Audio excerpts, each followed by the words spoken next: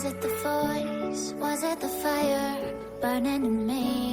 हम हर दिन सुबह उठकर कुछ प्रोडक्टिव करने की कोशिश करते हैं, पर जो प्लानिंग करते हैं उसके जस्ट अपोजिट हो जाता है। आज का मेरा दिन भी कुछ ऐसा है।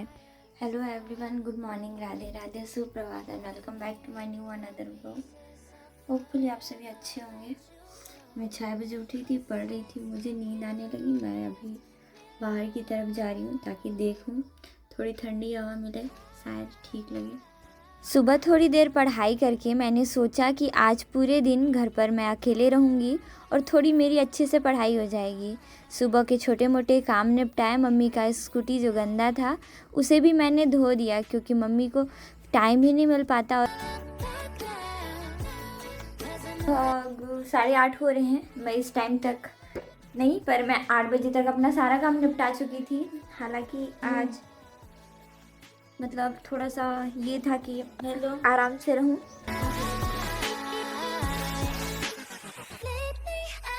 कभी कभी हमारा 24 घंटा कुछ इस तरीके से निकल जाता है कि बिल्कुल भी पता नहीं लगता, पर आज का मेरा 24 घंटा कुछ इस तरीके से गया जैसे मुझे लग रहा था पूरे 48 घंटे एक ही दिन में बिताने हैं। हालांकि मैंने सबसे पहले फ्रेश होने के बाद बनाया ब्रेकफास्ट।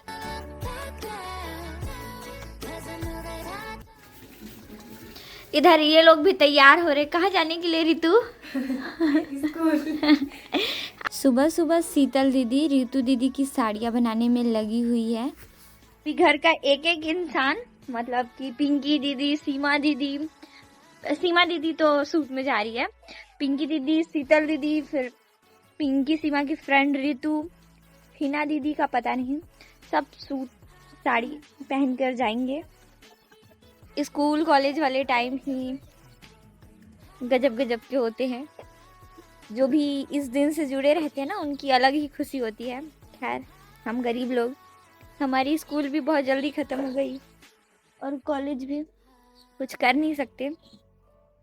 मैं 22 साल में यहाँ ग्रेजुएशन, पोस्ट ग्रेजुएशन और एमए करके बैठी हूँ। सोचो भला, क्या मेरे दिन नहीं थे स्कूल कॉलेज जाने के? अभी एग्जैक्ट 9 बज रहे हैं। मेरा सारा काम ख़त्म हो गया है। मैंने अपने लिए ब्रेकफास्ट भी बना लिया, टेस्टी ओट्स। अब ये पता, आजकल मैं टाइमर लगाकर पढ़ती हूँ। अभी मैंने 7-8 आवर का टाइमर लगाया है, क्योंकि देखो अभी बज रहा है 9, 10, 11, 12 और 1 समथिंग मान सकते हैं। फिर 1 के बाद 2, 3, 4, मतलब 2, 3 तक तो छोड़ो, फिर 3, 4, 5 ऐसे करके मेरा डेली का शेड्यूल है।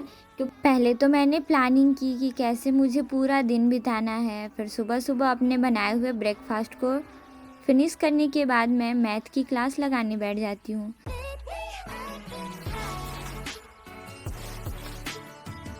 तो दोस्तों, अभी मैं मैथ पढ़ रही थी। मैंने लगभग 10 क्वेश्चन समथिंग पढ़ा होगा और मुझे बड़ा अजीब सा चीज़ लगने लगा है। मैं सोच रही हूँ, मतलब अंदर से जो स्थिति आती है ना खराब वाली, वो वाली आ रही है।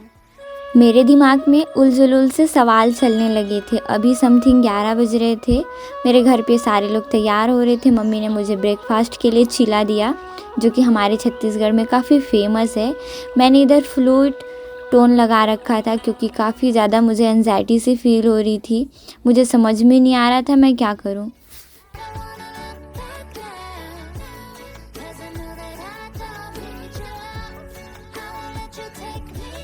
इधर शीतल दीदी, मम्मी, पिंकी, रितु, पिंकी और शीतल सब तैयार होके चले गए थे। मैं घर पर पूरे दोपहर अकेले थी। अभी 7 बज रहे हैं। पूरे दिन आज मेरा मूड इतना अपसेट था। मैं ना तो उस जगह से उठी, ना मैंने वीडियो एडिटिंग की, ना ही मैंने कुछ और दूसरा काम किया। इधर पिंकी दीदी को बैठा के हम गए थे।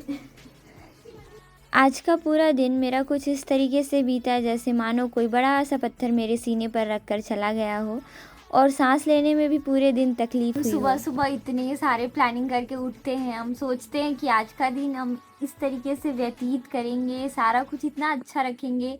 इवन कुछ ना हो पाया तो अपने मनपसंद के घंटों तक पढ़ाई करेंगे।